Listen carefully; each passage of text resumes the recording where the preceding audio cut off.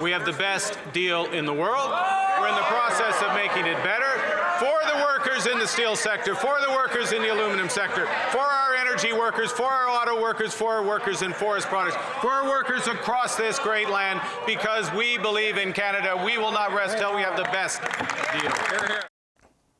Prime Minister Mark Carney in question period today, defending his handling of trade negotiations with the United States.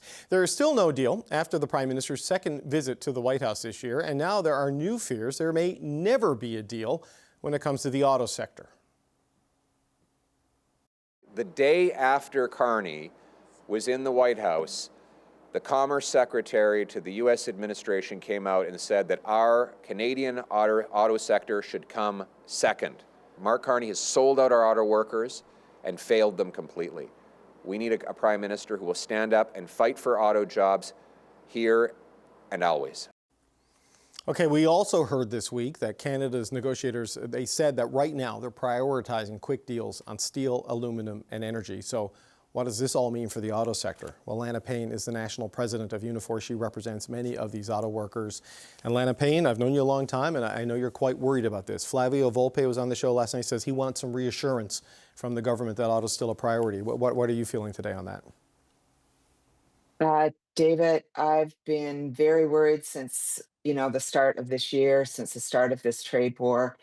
We have been fighting hard to keep jobs in our country. I feel every day I'm arguing with employers to keep production in this country. It's almost like we're pushing back against an avalanche.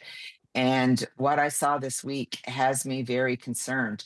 And that's for auto workers, but also forestry workers. Mm-hmm. Both these sectors are in the crosshairs of Donald Trump, and they weren't given a priority status this week with the other sectors.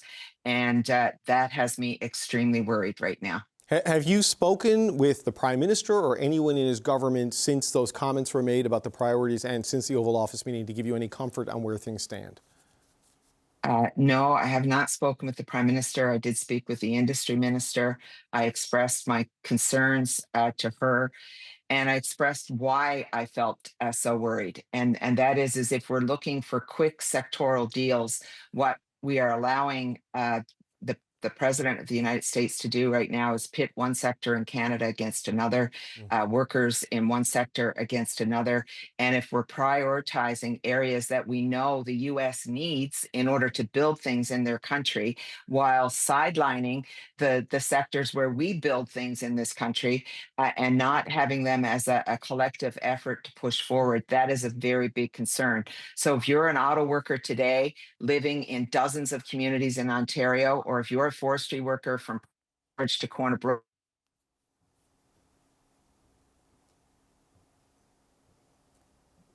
Okay, Lana Payne has frozen there. Hopefully we can. Right now, so we have a problem. Okay, sorry, Lana, your feed there. Am I still here? Yep, it froze on Corner Brook, but basically, I understand your point that if you're in any of those sectors that are not steel and aluminum, who are under threat, you're extra worried because you're not mentioned as a priority sector. Where the auto sector is a priority, though, Lana Payne, is in the White House. You saw what the president said. You've seen, I'm sure, the reports of Howard Lutnick and what he said in this supposed to be private session as he spoke to people at the Canada-U.S. summit in Toronto, where he said auto assembly is going to be done in the U.S. and Canada needs to figure out what it's going to do instead. I mean, what's your reaction to those comments from the Commerce Secretary? Well, there are things that I can say here to you, David, on air, and there are things that I can't say on air. These are ridiculous statements from Lutnick, and partly because we've had an auto industry in this country for well over 100 years. We're going to continue to have an auto industry. We just need our government to fight for it. And I'm pretty sure that Mr. Lutnick doesn't understand how integrated this auto industry is. There are tens of thousands and thousands of workers in the United States who build parts that go into cars into Canada. What is he expecting those workers to be doing? And how does he expect these companies, David, to just shift production when they are facing billions and billions of dollars in tariffs? Where does he think they're going to get the money to invest in building new plants and new machinery in the U.S. when they're taking it from them in tariffs every single day? None of this makes economic sense. Yeah, but Lana Payne, is it a question of they don't understand or they don't care? Because that's It's where I'm probably landing. both. Yeah. It's probably both, but that's also very dangerous because American workers are at risk here right now, and this is why it's so critically important for us not to try to make quick deals on certain sectors and isolate other sectors. We are supposed to be all in this together, and this is what has me very worried that we're going to use up a lot of leverage. And then we are left with sectors that don't have a deal, and what leverage will we have left at that point as a country to use in order to make sure that we get good deals for them? So, yeah, I'm concerned about the approach we have right now. And I would say what I've been saying all along, we're better off not having a deal than we are having a bad deal. And it doesn't make it a good deal just because it's a deal that's better than a bunch of other bad deals. That is not the path we need to take. I remember, you can correct me on the town, but I remember back during the election, one of the announcements from the president happened. You were meeting with Mark Carney. I remember you having a press conference together. I think it might have been Kitchener. I think it was in southwestern Ontario. It was, right? It was Kitchener. And you were very much side by side at that moment. It doesn't sound like you're side by side. I don't know if you feel let down by the Prime Minister or if you're still fully supporting him, if you just need some information and reassurance. Like, where are things right now with you as the head of Unifor in terms of your relationship with the Prime Minister and his team at this point? Well, I want to make sure that the government is doing what it needs to do to get the best deal for all workers. We have an industrial economy right now that is at risk, and we need to feel assurances, and more than that, consultation, all the things that we need to be doing in this moment to make sure that we are protecting working people, but also that we have the best information when we go to deal with the United States in these negotiations. I'm hoping that we can get there, and perhaps we can. But right now, what I will say to you is I have a lot of members who are very, very worried, and we have to make sure as a union, and I have to make sure as the president of that union, that I'm standing up for them and putting their interests first and making sure we're doing everything possible to protect their jobs and their industries. And that means pressuring the government to do the kind of deal that I know is necessary to protect them. We heard from Flavio Volpe yesterday how worried he is, as someone who sits across from you in the bargaining table a lot of the times, but share a common interest in a strong auto sector. Wab Kinew said he doesn't quite understand what Canada has gotten from some of the concessions that the government has made on digital services tax and dropping counter tariffs. And Doug Ford says he feels like Canada's not hitting back enough. That, he said this week, if the Prime Minister knows something the Premiers don't, he should let the Premiers in on what is happening. Where are you on that? Do you think there's enough information flowing to the key industries that are affected? Because it sounds like some of the Premiers are getting worried, and it sounds like you and Flavio and others share that concern. I'm extremely worried, David. I hear what the Premiers are saying. I talk to Premier Ford regularly, talked to Premier Eby today because we have a joint interest in making sure the forest sector is protected. It is in a massive crisis. And yeah, I believe that there's reason for concern and that we need to have a proper Team Canada approach here. And we're all here to help and assist and make sure that we get the very best deal that we can for Canadian workers. And we have a lot to offer in terms of getting there. Industry is also worried. I talk to them every single day. Forestry companies, auto companies, you name it, I'm on the phone with them. And the reality is that this week was concerning for a lot of people. I asked this question the other night on the show because I wonder about this in the many conversations we have. What if a win isn't possible for Canada here? Because it seems like the sectoral tariffs could be dragged out right up until the beginning of the CUSMA renegotiation to try to weaken the economy and the political strength of the country as the bigger conversation starts to happen. Are you worried there isn't a win right now with the way the Trump White House is acting? I believe we cannot be conditioned into taking a bad deal. And I believe that the United States is starting to feel the pressure of the tariffs that they have put on Canada. Aluminum tariffs alone are causing them a lot of grief in their manufacturing sector. Their own economic conditions are deteriorating daily. We need to let the cake bake here a little bit, David. And whatever we can do to make sure we're turning up the heat as well would be very helpful, because the conditions will improve for Canada in order to be able to get a good deal, given what's happening in the United States right now. Lana Payne, National President of Unifor, always appreciate your time. It's good to talk to you. Thanks for joining us today. Thank you, David. Okay, we're going to start there with the power panel. Today we've got Amanda Alvaro, who is a former Liberal Party communication strategist, Peter MacKay, who is a former Conservative cabinet minister, Andrew Thompson is a former NDP cabinet minister in Saskatchewan, and Shachi Kurl is the president of the Angus Reid Institute. It's good to see you all. Shachi, let's start with you. We've heard what Lana Payne said. Flavio Volpe was worried yesterday. Wab Kinew, Doug Ford. There's a bit of a fraying happening, not revolt, but there's an erosion. What do you make of the situation where things are?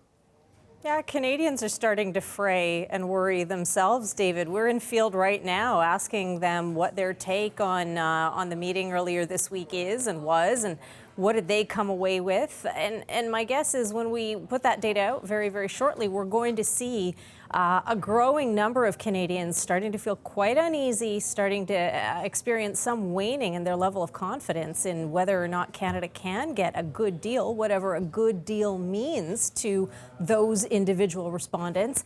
Because not so much because of Mark Carney, although, you know, there's also some division as to whether he laid it on a bit thick in the Oval Office. Some people think that was very strategic and a smart thing to do. Others are like, nah, it went too far. But substantively as to whether or not the cordiality, the nice words, the fact that we caught Trump on a day where he was feeling the warm and fuzzies, probably for reasons that had nothing to do with Canada, will actually result in a deal that happens. One, that's good, and two, that happens sometimes sooner rather than later. You're seeing that level of unease now, and it has more to do, again, with Trump and his volatility and the fact that Canadians have been around long enough and experienced enough PTSD with this particular president to know that, you know, it can be all smiles in the Oval Office. Doesn't necessarily mean a thing. Very much backstopped by what we heard from Lutnick just yesterday or the day before. Yeah. You know, look, I've referenced a lot of these other politicians and leaders, so I want to actually show you them speaking for themselves about this anxiety of building amongst the political leaders and the stakeholders as these talks grind on, even after that second meeting. So have a listen to this. It's like a kid going to the schoolyard and getting punched in the face every day. It's time to hit back if he can't get a deal. Maybe Prime Minister Carney knows something I don't know. And if that's the case, he should sit down with the premiers and explain that. What did we get for those concessions that we made as a country to the U.S.? You mentioned a few points there. Like, did we then see them back off any tariffs as a result? I'm not aware of any. You know, we just need to be clear that if we're going to move ahead as a country in negotiations with the Americans, we're not leaving anybody behind. That can only be confirmed by the Prime Minister. The industry just needs the assurance from the government that we're not going to do that. Amanda, what's your thoughts on all of that? I mean, these are strong allies of the Prime Minister up to this point. They're not turning on him, but they're not 100% happy with the way it's going. Well, for sure. I mean, listen, you listen to Premier Ford, you listen to Lana Payne, or you listen to Flavia Volpe, and they have, very strong interests in the auto sector in Ontario, where tens of thousands of jobs are lost. And the economy is so intrinsically based on the success of the auto sector. So there's a very specific need and interest in making sure that those conversations are going well. And when you see this, Okay, Amanda, I got to interrupt you. We've lost your picture. There's an exclamation point over you. We got a problem with your okay. So we're going to try to figure that. I'm sorry, I'm not cutting you off for any other reason other than technological issues. So we'll get that sorted. And Peter MacKay, your thoughts on what you're seeing and hearing from the key stakeholders and the First Ministers as this trade mess drags on. Well, I think the anxiety, as you put it, is fanning out across the country. And of course, the premiers in particular are feeling some of this heat in their economy from various sectors. But the average Canadian, I think, is also feeling this sense of uncertainty and looming concern over the impacts that it's having in the economy, because they're living it. They're living the cost of living. They're living the sense of cost of everything going up. And that's where the political pressure, of course, is coming on the Prime Minister, in addition to having to stand up in question period and admit that he didn't come away with a deal. There are all of these other economic pressures, and even some sectors, David, that haven't been touched yet. I think of the dairy sector in particular, and that's always been this looming threat. And so while the meeting itself optically was good, body language, people have parsed every word and every hiccup and gesture, but the end of the day was we didn't get any relief from these tariffs. And in fact, the moment that the Prime Minister stepped off the plane, he was informed, I'm sure, if not before, that there was another tariff being slapped on trucks. But as many have commented, including, and I saw your interview with Jean Charest, the bite that will ultimately happen in the United States, and the heads of various industries that are interconnected, of course, through supply chains, these impacts are going to be felt in the United States as well, plus the looming elections that are coming here that may shift some of that power away from the president, the unilateral power that he seems to be prepared to use in most instances. And so I'm not suggesting that a go slow approach is the way to go, but there are a number of other factors that are going to start to potentially shift the unprecedented use of leverage and power that the president has brought to bear in these discussions. No, yeah, I mean, you're not wrong on the events on the calendar. It's just how much economic scarring can be done, you know, as we wait for the days and weeks to flip by. We have Amanda back. It was a great radio interview. We just couldn't see you. I would like to let you finish your point there on the anxiety we're seeing and hearing. Sure. I'm sorry I was an exclamation mark. I'm very sorry about that. We can chalk that to good Wi-Fi. I think what I was saying was that those clips, you know, you have Premier Ford, you have Flavia Volpe, you have Lana Payne, and they're talking about some of the issues related specifically to the auto sector, which of course they are. I mean, in Ontario in particular, where tens of thousands of jobs are lost and jobs are at stake, and the economy is so reliant on this sector, when you watch the meeting's outcome and you hear that looks like progress, the negotiating teams are coming back to the table to make progress on aluminum and steel and energy, and auto is not part of that sentence, of course the anxieties are going to take place. But at the same time, we need progress to be happening in some of those sectoral tariffs, some of those industries that have been hit really hard. I don't think that one happens without the other. I think obviously the Prime Minister and everyone who has spoken on behalf of the Prime Minister in the meeting, I know that there's an insistence that obviously the auto sector is critical and that nobody should be left behind. But I do think that the government has to pay attention to these allies, the people who have stood shoulder to shoulder, who have really been seen as, you know, the ones who are prepared to take the mic on his behalf to share how, you know, it's elbows up and we're there together, that he doesn't lose them because of communication coming out of this meeting. The last thing I'll say about it is, like, you know, Sachi talked about some of the data, which I think will be fascinating. When Canadians watch it, we know how how people absorb information. Sometimes it's about the substance and sometimes it's about the optics. And the optics of that meeting were very favorable, right? It was a positive interaction. It was utterly chummy. Do Canadians feel any sense of relief seeing that there's this positive interaction that happens between these leaders? Do they equate that to progress? Do they believe that will reciprocate itself and that we'll see, you know, a more of a walk toward a deal? I would be fascinated to see how Canadians respond to that optically. Yeah, I mean, Andrew, the body language can be nice, but the words were kind of menacing, right? That we're going to use the size of our economy to strip you for parts on the auto sector and other key industries. And from the outside, it's hard to distinguish between progress and process. And that's certainly what you're hearing from people like Flavia Volpe and Lana Payne. And they also feel in the dark, which is not a great thing to have people talking about at this point. Well, sure. I mean, there is a lot of anxiety. I mean, obviously, I felt a bit like I was watching the Jays game last night. You know, we're in that sixth inning. It's not great. It's not bad. You never know which way it's going, but you've got to have a little bit of faith that there's still a lot of game to play here yet. And I think that that's one of the things the Prime Minister needs to be able to lay out, is that there is more to be done here, that he is laying a foundation, that there is, in fact, a strategy. Now that's starting to fray a little bit. People are wondering. But one of the things you don't see, and I think that whether they are, in fact, just holding back or whether, in fact, they really don't know, none of the advocates are able to lay out what they think a good deal is. Lana Payne wasn't able to say what she thought a good deal was. Right. Pierre Poilievre can't say what a good deal is. Everyone just says we need a good deal. Well, ultimately, the Prime Minister is going to have to deliver that. But I think in some ways it's probably good they're not setting out measures that can't be achieved. There is obviously a recognition that there's a volatility in the U.S. And frankly, to Peter's point, which I think was a good one, is there is a lot yet building on the American side that will work to Canada's advantage. So, people need to, yes, we need to watch closely, but let's be careful not to, cause so much tension on this side of the border that we end up tying the Prime Minister's hands in his ability to actually negotiate a deal. Well, look, a bit of stakeholder management could probably help on that front, though, Andrew, right? Like, there's a lot less anxiety when people know, right? Uncertainty is a problem. Sure, but I mean, the stakeholders are themselves, this is who they're now speaking to. They're not providing that leadership back.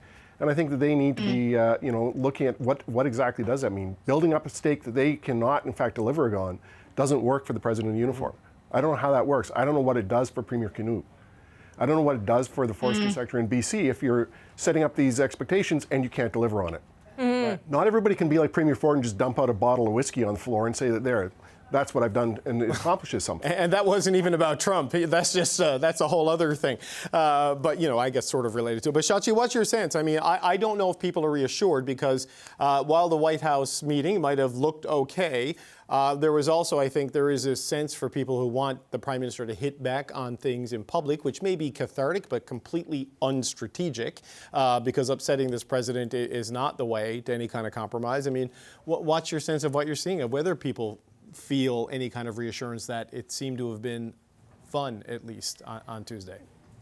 Yeah, I mean, the pugilistic words can certainly release endorphins, but I think the bigger problem here for Mark Carney is he doesn't want to find himself, in the fable of Mark and the Beanstalk. It's like, hey, he went to market to sell a donkey or a cow? It comes like he hasn't even come back with the 5 magic beans yet. That's a bigger issue than how good was the deal. So if you're Mark Carney right now, you don't want to be in a situation where you're overpromising and under-delivering on a situation wherein Canadians are having great expectations of what comes out of this deal. And so, at this stage, he's got other things and other ways he can pivot and put the case to Canadians and frame the conversation for Canadians around, again, that over-expectationizing of where we're at. And what I mean by that is, hey,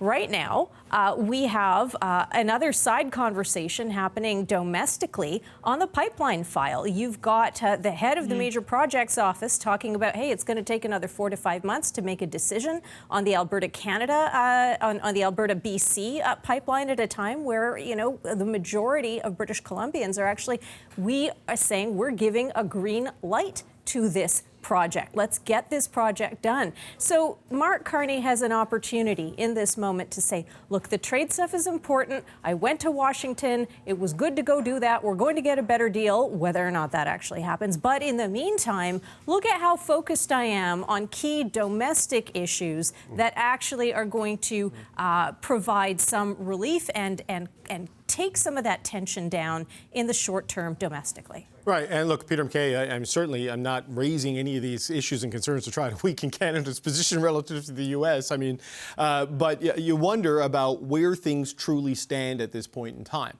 because they're trying to get some alacrity going on some of the sectors. But we're only 10 months into this presidency. There's 38 months to go. We haven't gotten to the CUSMA renegotiation, and there looks like all of the sector stuff could be dragged on until you get to CUSMA. And I know there's the pressure points maybe coming for the U.S., but they're here for Canada. And what kind of a position are you in economically and politically when the big conversation starts to happen, right? It seems like this could be what the U.S. is trying to do here. Yeah, I think that's right, David. And the Prime Minister, of course, is going to have to thread numerous needles in hailstorms here on the home front. And that's starting to play out, as was pointed out with the pipeline debate. That's going to be massive. A next round of mega projects, if it doesn't have something clearly associated with getting Canadian energy to Tidewater, that could ignite things. We have, the potential of 2 referendums happening within the calendar year. This is all, it has to be very daunting for the Prime Minister. And it's been mentioned already tonight that expectations, I think it was a slip of the lip when he said in question period, that we're going to get a better deal. And I note that in another public meeting, he talked about there being potential bilaterals, in addition to or not being exclusive of CUSMA. So these are massive challenges politically, domestically, but practically for the Prime Minister and for our economy. Right. To use Andrew's baseball analogy, he's looking at a 2-2 count, and the mighty Carney cannot strike out. We need him to get a hit here. Right, but Peter MacKay, when you talk about him talking about bilateral deals, again, I do not know this. I took that to mean on the sectors, like a bilateral deal on steel, a bilateral deal on aluminum, and then the larger CUSMA deal. Is that how you see it, or do you see something else there? No, I think that's right. That was my interpretation as well. And I think it is all part of perhaps looking at it incrementally, because I, for one, don't think there is going to be a massive deal. And I'm reluctantly coming to the conclusion that we may not have a CUSMA that resembles the one that we had, that was negotiated, ironically, by this president the last time around. So, some sectoral relief, some tariffs being reduced, that is arguably the lowest bar that we hope to get under. And that becomes then a matter of ongoing negotiations over time and trying to pick off some of these irritants and meeting the president's demands in such a way that it is going to at least present the case that this is going to be good for the North American economy. I don't hear much discussion about that. I think that Canada and Mexico are both scrambling a little bit to salvage what they can and are lowering or having an appetizer suppressant about what the North American trade agreement is going to look like in the coming months. Well, Amanda, certainly if you look at some of the quotes attributed to Howard Lutnick in Tana McCharles' reporting in the Toronto Star from yesterday, the Commerce Secretary saying, if you look at where Canada was to where it will be, you'll be disappointed. I mean, it's hard to feel good about that particular quote. And you go back to the point that Peter made about some of the Prime Minister's language. We're going to get a better deal. It's like the projects were going to move at a speed unimaginable. But like in mega project world, that means doing a 10-year cycle in 8 years. You know what I mean? It's still long. So, how do you navigate this now when a lot of people think the Prime Minister promised zero tariffs and a better deal? Whether he did or not, that's what a lot of people think. And it's clear the U.S. is not going to do anything remotely resembling that. Yeah, I think the government's done 2 things. Like there have been occasions where the Prime Minister seems to have gone too far in setting expectations too high. At the same time, up until this meeting, I thought they were doing a relatively good job of starting to lower some of those expectations, or at least manage some of the expectations. I thought that the communication was becoming quite tempered as it related to this deal, mostly because the person that they're dealing with is so unpredictable. At the same time, you're dealing with a president who would be a terrible poker player, right? Like how he's feeling is on his face at all times. And it's so much so that he's, it's not just on his face, it's on Truth Social. He will elicit exactly how he's feeling and put it out publicly as soon as possible. So if you read into any of that, you did have a president that was almost jovial about having this meeting with Prime Minister Carney and the teams at this time. Right. You also see rhetoric that has changed over time. There was, the 51st state comments that were really like a jab. And the way that the tone of which he was delivering comments as it related to Canada, I would argue strongly has changed. Does any of that matter? Can we rely on any of that? Does that signal something? I do think that the way that the exposure that Trump has on his communication style is that if he feels it, we'll know it. And so I do think there is something to take beyond optics to how he was delivering his message to the Prime Minister and frankly to the world about the Prime Minister. You know, Andrew, I want to pick up on a point you made earlier, you know, in sort of what Lana Payne is saying and others, like making the political situation so difficult here that it weakens things for the Prime Minister potentially. What do you make of what you're seeing in question period each day? You know, the Prime Minister in that White House meeting with Donald Trump talked about the total of foreign direct investment Canada makes in the United States, the private sector, $1 trillion over a period of time. That's now being cast in question period as a concession from the Prime Minister. In some ways, going to force pension funds to invest in the U.S. through legislation, which is not what it is. So how does that play out in the negotiations and in terms of keeping public support, you know, behind the country in this moment? Well, you know, I'm going to stick with my baseball analogy because, you know, Jays are still in there, and this is a big time for us here in Jays Nation. But, you know, it's when I was watching Pierre Poilievre's questioning and the Prime Minister's response, it looked to me like Poilievre was tipping his pitches and was getting ready to throw junk.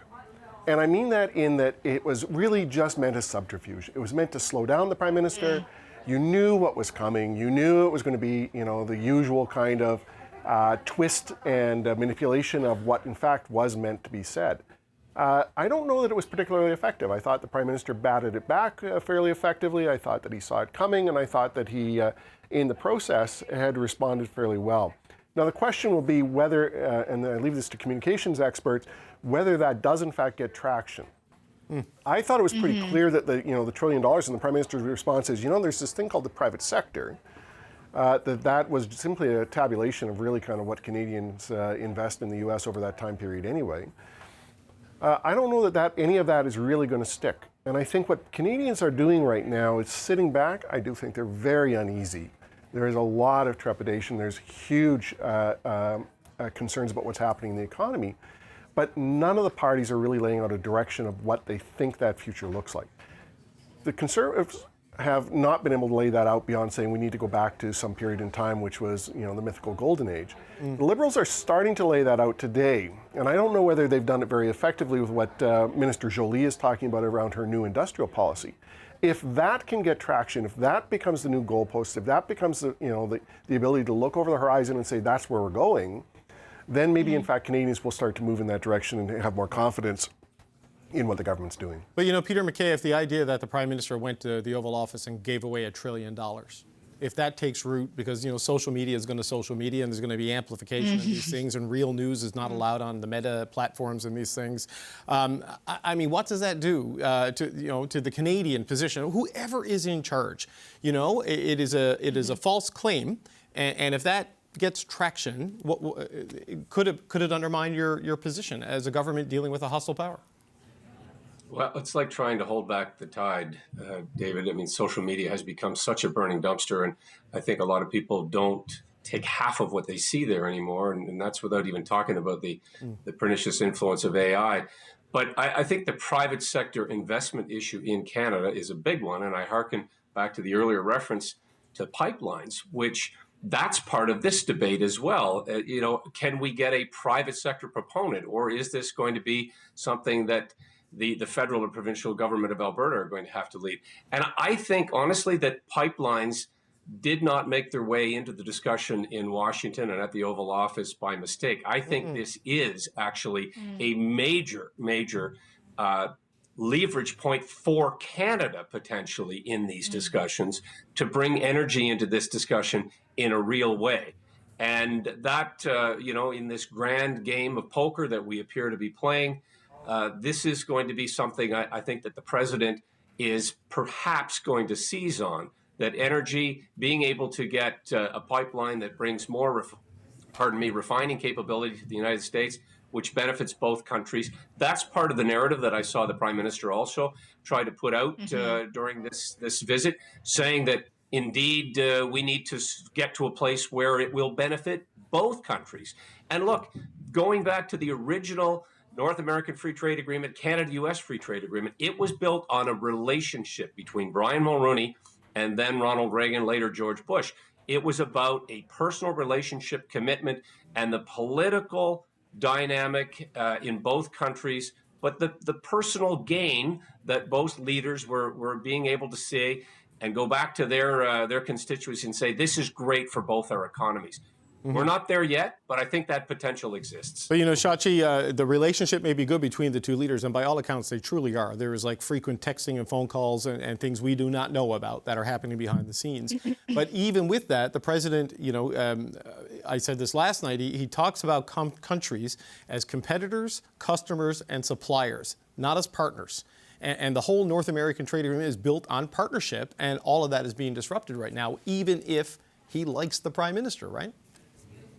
Well, yeah, and just as an aside, the chumminess of the Prime Minister and the President may ultimately actually be a good thing. I'm not going to opine on that because I don't know exactly the nature of that relationship.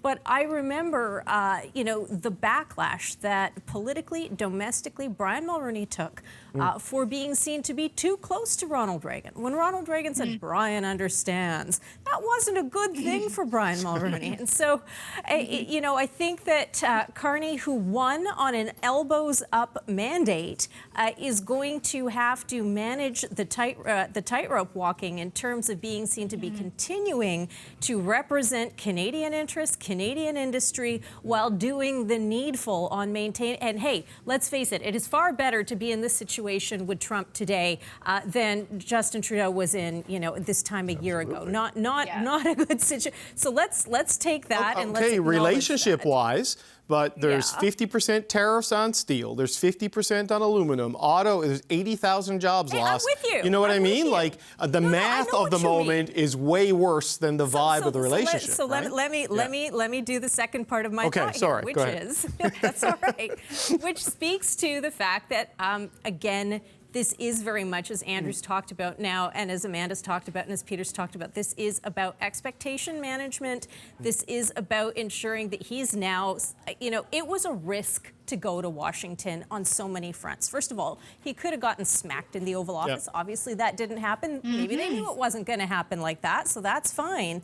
But now, if Canadians, and they're not, but if they were to come away from what we saw on Tuesday and say, well, great, you guys are getting along so well, it's fixed, it's done, there is, and I've said this before, there is a finite amount of time that is directly related to the pain points that Canadians are feeling in terms of job loss, in terms of how much they're paying for other goods, that is going to get to a point where they're going to say to Carney, look, either you continue to go this chummy way or you continue to go a hard way, but we're waiting to see what you've got. And the best thing for Carney right now is to be really realistic about how difficult this is going to be, number one, and number two, to really start talking more about the other stuff that he's doing. He promised he'd fix housing. He said he'd supercharge the economy. We're supposed to be finding all these new trading partners and economic alliances. There's a big to-do list there and other things that he can be talking about. Okay, we got to leave it there. We're out of time. And this is turning us against each other, Shachi. I'm sorry for interrupting you there on that one. I got to say, Amanda Alvaro, Peter MacKay, Andrew Thompson, and Shachi Curl, thank you all so much. We'll talk again